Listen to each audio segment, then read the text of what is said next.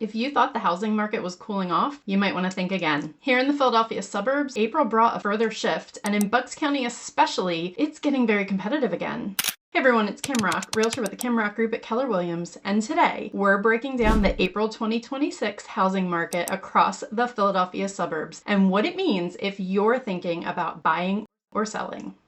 Let's start with the data. Looking at the month supply of inventory, in April it dropped to a 2.7 month supply, down from the 3.1 that we saw in March. The median sold price jumped up to $438,000 from the $425,000 that we saw in March, and the days on market dropped down to 30 days from the 42 days that we saw in March. That combination of lower inventory, rising prices, and faster sales is a clear sign the market is heating back up.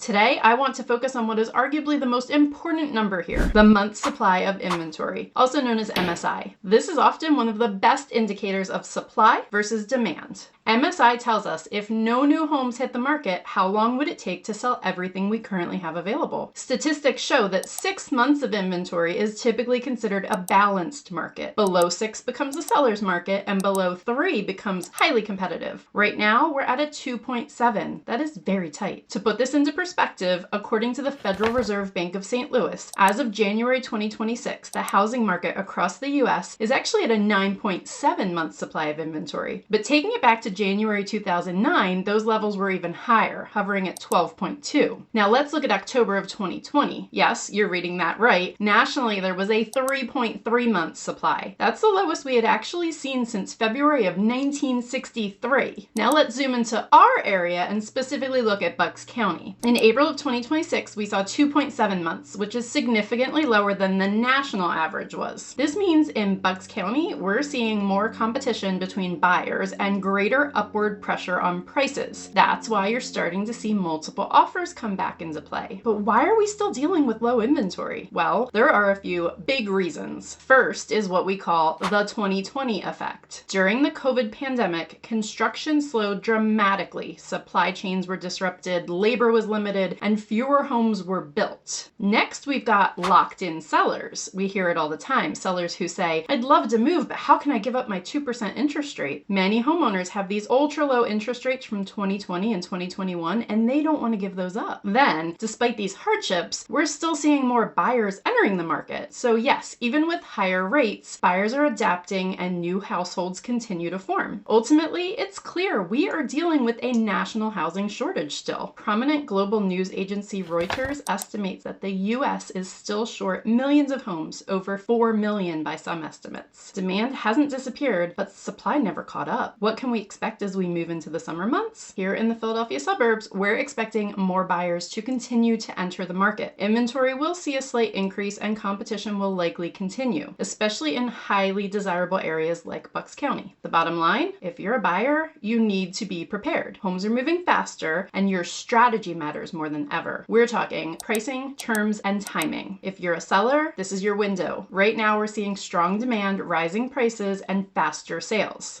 If you're thinking about buying or selling anywhere in Bucks County or the Philadelphia suburbs, reach out to the Kim Rock Group. We would love to help you navigate this market. And if you want more updates like this, make sure to like and subscribe below. We break the statistics down like this every single month.